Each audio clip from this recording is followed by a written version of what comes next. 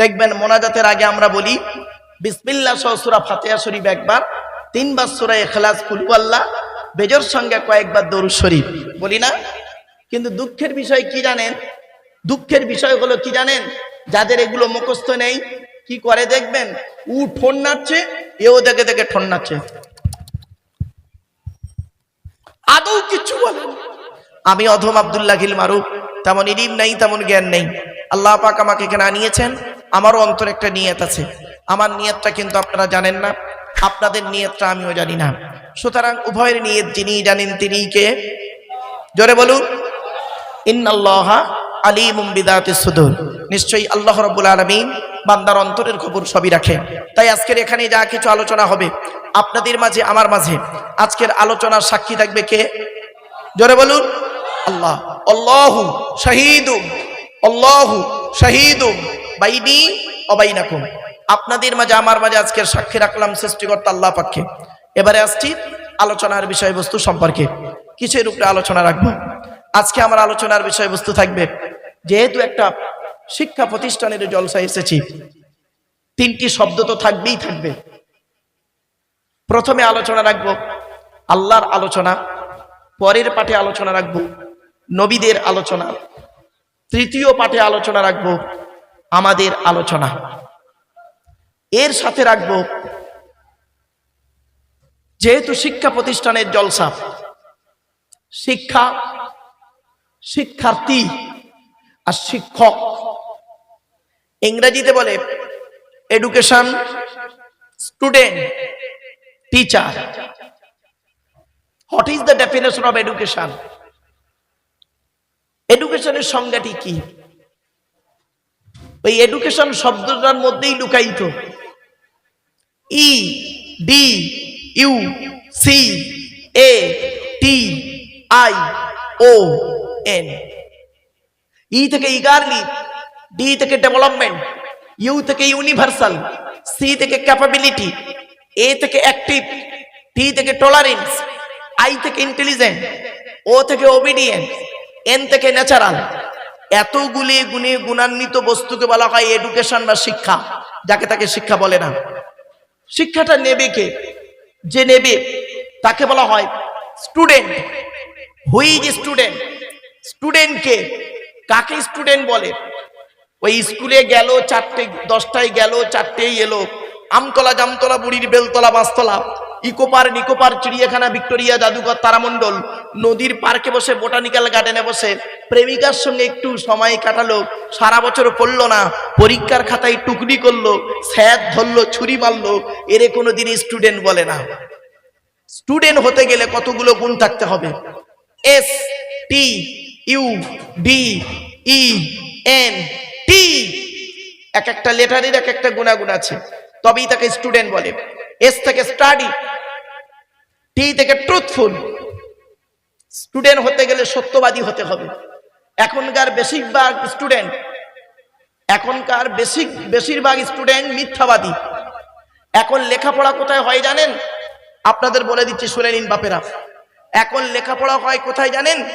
টয়লেটে, পেচ্ছাবখানায়, পায়খানায়। মাধ্যমিক পরীক্ষা চলছে, উচ্চ মাধ্যমিক পরীক্ষা চলছে, আলেম ফাজেলের পরীক্ষা চলছে। ও বইয়ের পৃষ্ঠাগুলো এনে, টুকলিগুলো এনে, মাইক্রো জেরক্সগুলো এনে, বইয়ের পৃষ্ঠা ছিঁড়ে কোরআন হাদিস থেকে শুরু করে ইংরেজি বাংলা এই পৃষ্ঠাগুলো নিয়ে পেচ্ছাবখানা পায়খানায় গিয়ে রেখে চলে আসছে। আর একটা স্টুডেন্ট সত্যিকারের সে টয়লেট পেয়েছে, সে তাড়াতাড়ি গিয়ে ওর উপরে টয়লেট করে পেশাব ফিরে চলে আসছে। চুরি চামারি টুকলি টাকলা করে পাস, ব্যাস। সেই ছেলেটা আবার 20 বছর পরে দেখবেন স্টেজে এসে বড় বড় লেকচার দেবে, বড় বড় লেকচার। ওর লেকচার শুনে মানুষ হেদায়েত হবে। এটা ঠিক কাঁঠালের আমসত্ত্বের মতো। কাঁঠালের আমসত্ত্ব খেয়েছেন কেউ? আরে ভাই, খেয়েছেন কেউ? আরে হয় না, হয় কাঁঠাল সত্য হয়, নয় আম সত্য হয়। কাঁঠালের আমসত্ত্ব মানে অসম্ভব জিনিস। একটু হাসির ছলে বললাম, চলো। এবার আসছি, শিক্ষাটা দেবে কে? যিনি দেবেন তাকে বলা হয় টিচার। Who is teacher? কে টিচার? পড়ালেই শুধু টিচার না বাবা। টি ই এ সি এইচ ই আর। টি থেকে ট্রেনার, প্রশিক্ষণ প্রাপ্ত হতে হবে, তবেই তুমি টিচার। ই থেকে ইগারলি, আগ্রহী হতে হবে, তবেই তুমি টিচার। এ থেকে এবিলিটি, দক্ষতা থাকতে হবে, তবেই তুমি teacher. Most important letter C. C থেকে ক্যারেক্টার, চরিত্র ঠিক থাকতে হবে, তবেই তুমি টিচার। আজ থেকে 30 বছর আগে টিচার ছাত্রের সম্পর্ক কি ছিল বলুন? এই বয়োজ্যেষ্ঠ লোকেদের বলছি। আমরা আমাদের স্যারেদের দেখলে সাইকেল থেকে নেমে যেতাম, ঠিক না ঠিক? স্যারেদের সামনে ঘড়ি পড়তাম না, স্যারেদের সামনে সাইকেল থেকে নেমে যেতাম। কি হিন্দু কি মুসলিম ওসব দেখতাম না, স্যার আসছে। আর এখন কি হয়েছে শুনবেন? টিচার ছাত্রের সম্পর্ক বেশিরভাগ জায়গায়, সব জায়গায় নয়, বেশিরভাগ জায়গায় বন্ধু বিড়ি চেয়ে খায়, খৈনি মলে দেয়, ঠিক না বেটি?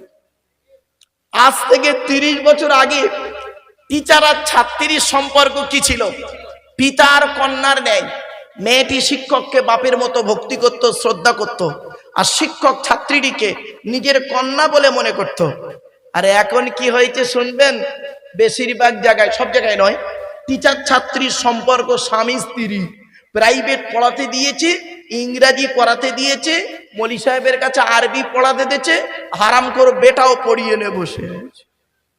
এই জন্যই নবী বলেছিলেন, the messenger of Allah peace be upon him said, the best are you those with good manner. নবী বললেন, তোদের মধ্যে উত্তম ব্যক্তি ওই লোকটা যার ক্যারেক্টার, চরিত্র ভালো, ওই লোকটাই হলো উত্তম ব্যক্তি। একজন উকিল, ব্যারিস্টার, মাস্টার, ডাক্তার, মোল্লা, মরি সাহেব, পীর সাহেব, দরবেশ সাহেব, আমির সাহেব, মুফতি সাহেবের যদি চরিত্র খারাপ হয়, আর একজন টলিওয়ালার চরিত্র যদি ভালো হয়, ওই টলিওয়ালাটাই হলো আল্লাহর কাছে প্রিয় ব্যক্তি। Many loss is something loss, health loss is nothing loss, but character loss is everything loss. মানুষের যদি টাকা চলে যায়, ইনকাম করলে টাকাটা আবার ফিরে আসবে। মানুষের যদি শরীর চলে যায়, ভালো মন্দ খেলে শরীরটাও ফিরে আসবে। কিন্তু বন্ধুরে, মানুষের যদি চরিত্র চলে যায়, চরিত্র কিন্তু আর ফিরে আসবে না। তাই বক্তব্যের শুরুতেই বলেছিলাম, দুই ঠোঁটের মাঝখানে, দুই রানের বীজখানে, এই দুটোর গ্যারান্টি দাও। নবী বললেন, জান্নাতের গ্যারান্টি দেবো। কিছু মনে পড়ছে আমার আজ? মাথায় রাখুন, অসুবিধা টেনশন নেবেন না। চলো না কি যাচ্ছি, ওই দোস্ত উঠে চলে যাচ্ছে নাকি? আসবেন তো? তাই ভালো। একটা শ্রোতা উঠলেই বুকের ভেতরে ধরাস করে ওঠে, মনে হয় কমিটি 500 টাকা কেটে নিল। রাগ করবেন না, এমনি বললাম। কিছু কিছু প্রশ্ন আছে, অবাস্তব প্রশ্ন, অবাস্তব উত্তর, রাগ করবেন না। 2000 সালে ওয়াজ করছিলাম, দক্ষিণ 24 পরগনায় প্রত্যন্ত অঞ্চল এলাকায় ওয়াজ করছি। প্রচুর লোক হয়েছে, 4 ঘন্টা ওয়াজ করেছি। করার পরে মোনাজাত করব, হঠাৎ দেখি একটা লোক উঠে দাঁড়িয়ে, মানে হাতটা তুলে বলছে, হুজুর আমার একটা প্রশ্ন আছে। তা আমি তখন চমকে গেছি, জানেন? হুজুর আমার একটা প্রশ্ন আছে। কি প্রশ্ন বাবা? বলছে, হুজুর সুন্দরবন জঙ্গলের ভিতরে, সুন্দরবন জঙ্গলের ভিতরে অজু করে নামাজের মশাল্লা বিছিয়ে আমি নামাজ পড়ছি। এমত অবস্থায় রয়্যাল বেঙ্গল টাইগার বাঘ আমার সামনে এসে হাজির। আমি নামাজ ছেড়ে দেবো না নামাজ পড়বো? এই অবস্থায় আমি চিন্তা করে দেখলাম, এ মশলা কোরআনেও নেই, হাদিসেও নেই।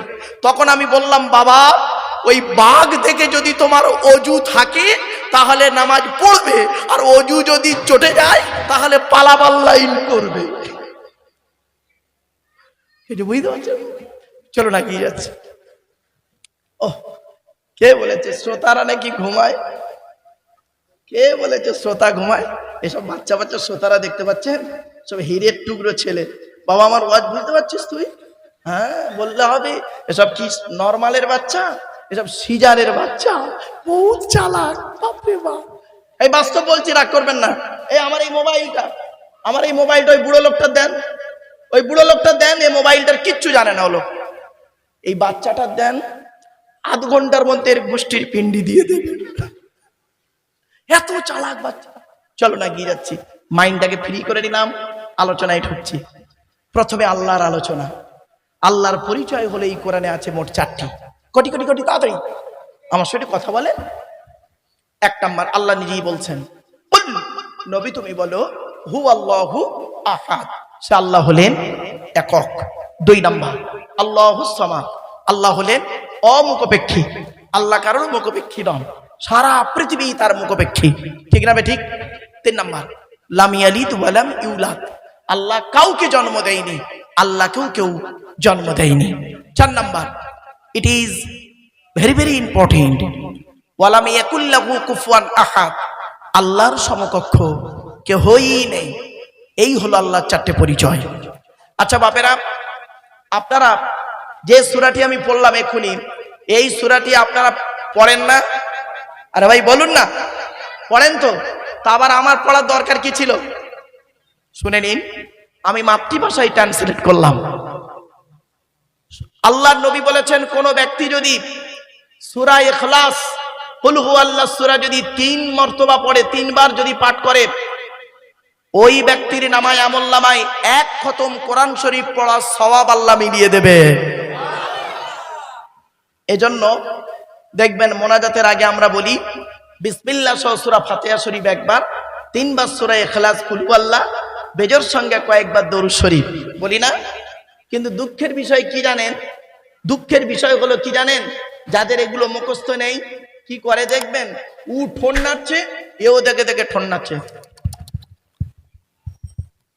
আদৌ কিছু বলে মুখস্থ নেই তো, নইলে লোক খারাপ বলবে। এই জন্য আল্লাহ পাক কোরআনে বলেছেন, ফাওয়াইলুল লিল মুসাল্লি, ওই সমস্ত নামাজীদের জন্য জাহান্নামী, আল্লাযীনা হুম আন সালাতিহিম সাহুন, যারা নামাজের মধ্যে উদাসীন, আল্লাযীনা হুম ইরাউন, যারা লোক দেখানো নামাজ পড়ে। কিছু বুঝতে পারছেন? লোক দেখানো নামাজ পড়ে। এজন্য বাবাদের বলে যাচ্ছি, লোক দেখানো নামাজ না পড়ে আল্লাহকে দেখানো নামাজ পড়ুন, তাহলে আপনি বুঝতে পারবেন, নিজেকে চিনতে